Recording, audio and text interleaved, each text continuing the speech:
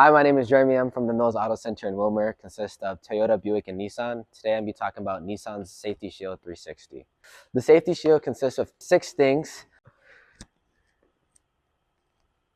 First one is pedestrian parking.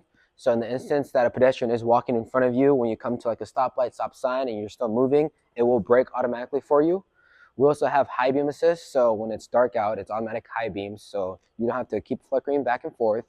Next one is lane departure. So obviously when heavy winds is right now, when you're driving, you start drifting to the lanes, it will beep at you and keep you in that lane, which is really nice.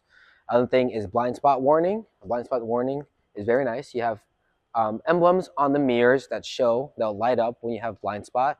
That's when you're trying to turn to a different lane and a car is coming, you don't see them, it will beep at you, which is really nice. The last 2 things consist of the back. Now you got rear parking assistance and then rear parking cross traffic. So when you're backing up, obviously you got the sensors that work with your backup camera. So if you get too close to somewhere, it's going to beep at you. Same thing when you're in a parking lot. If a pedestrian or a grocery cart were to come right in front of you, it will brake for you.